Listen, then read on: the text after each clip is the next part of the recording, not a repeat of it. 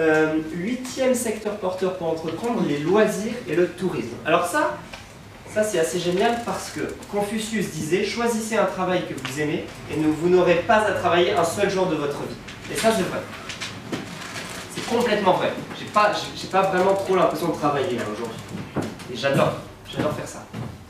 Et quand vous êtes dans cette situation-là, eh ben, vous subissez plus du tout votre vie. Un bouquin génial pour ça, La semaine de 4 heures de Tim Ferriss, vous connaissez peut-être. Vraiment pas mal. Vraiment pas mal. Alors, la France, c'est encore le premier pays touristique au monde pour quelques années, avant que l'Espagne nous double, mais c'est un autre sujet. Plus de 80 millions de touristes chaque année, mais surtout, on a aussi plein de tourisme intérieur. Les Français adorent voyager en France, parce qu'on a un magnifique pays. Ok.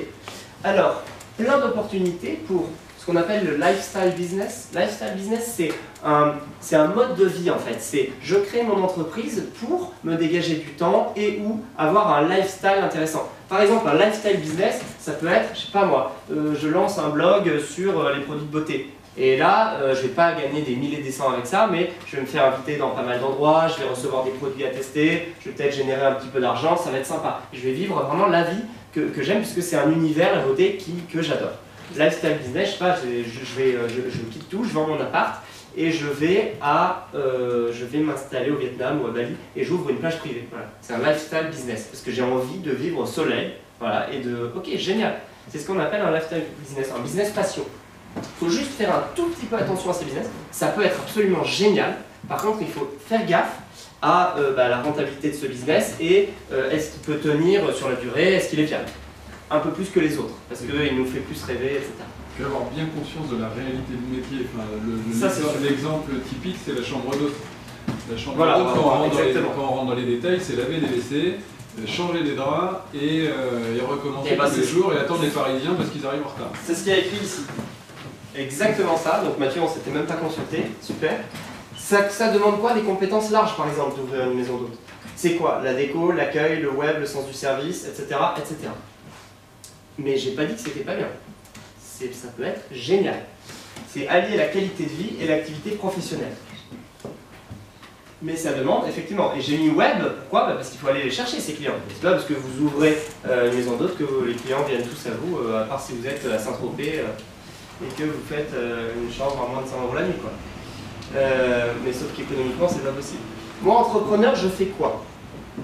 Alors, par exemple, je peux ouvrir une chambre et ou une table d'hôte. Alors, un truc, donc ça peut être un business génial. Le seul truc qu'il faut savoir, et dont on parlait d'ailleurs il y a quelques jours avec Mathieu, vous pouvez très bien faire ça. Il y a une condition pour avoir fait ça, pour pouvoir faire ça, c'est ne pas avoir de dette sur sa maison.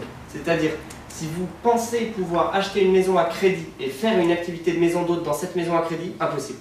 Oubliez tout de suite. Par contre, si vous avez déjà cette maison, si vous avez fini les remboursements, fini de la payer, ou si vous avez un appart ici, vous le vendez, vous achetez une maison ailleurs et vous n'avez plus de traite à rembourser, là c'est possible.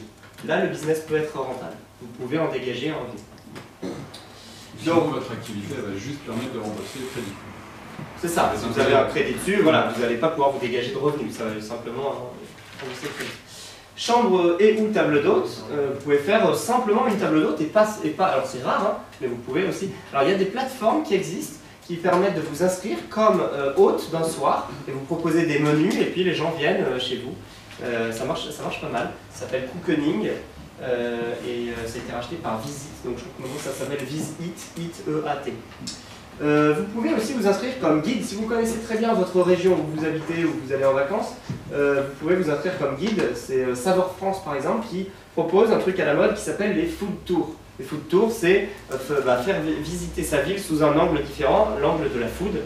Aller faire tester des restaurants, aller faire visiter des marchés, etc., etc. avec des clients étrangers par exemple si vous maîtrisez plusieurs langues. Il y a une histoire sympa, entrepreneuriale très sympa, c'est Châteauforme. Je ne sais pas si vous connaissez Châteauforme. Si vous êtes salarié, vous connaissez forcément, d'une grande entreprise, vous connaissez forcément Châteauforme parce que c'est là que vos employeurs vous font les séminaires, etc. C'est plutôt pas mal, souvent, comme endroit. Vous savez comment ça a commencé, Châteauforme? C'est une histoire géniale. C'est un mec qui était cadre dans les années, je ne sais plus combien, 80-90, à Paris. Et puis il avait une maison secondaire dans l'Oise ou vers Giverny, enfin oui, à peu près, vers le... comment ça s'appelle? ce parc naturel magnifique, le Vexin. Une maison, une magnifique maison en briques, près du Vexin. Et puis ce mec s'est dit, ok, donc il a arrêté, je crois qu'il a arrêté plus ou moins son activité professionnelle, et il s'est dit, je vais commencer à accueillir des gens chez moi, dans ma résidence secondaire, mais des gens en mode B2B, en mode incentive, en mode séminaire, en mode etc. Ça a très bien marché. Il s'est dit, ok, je vais en créer une marque et un réseau. Et en fait, il a commencé à développer ce réseau sous forme plus ou moins de franchise, entre guillemets. Et le concept, ce qui est génial, c'est que dans chaque endroit, il a des charges salariales qui sont assez faibles, des charges de salaire qui sont assez faibles, parce que en fait, les gens qui s'occupent de l'endroit habitent sur place. Donc c'est une manière finalement de rendre possible l'entrepreneuriat sous une forme qu'on peut appeler intrapreneuriat, c'est-à-dire que c'est des gens qui n'ont pas forcément les moyens d'entreprendre ou même l'envie, ils sont riscophobes, et donc il met ces gens dans des maisons, ils vivent leurs rêves, ils accueillent des gens, etc.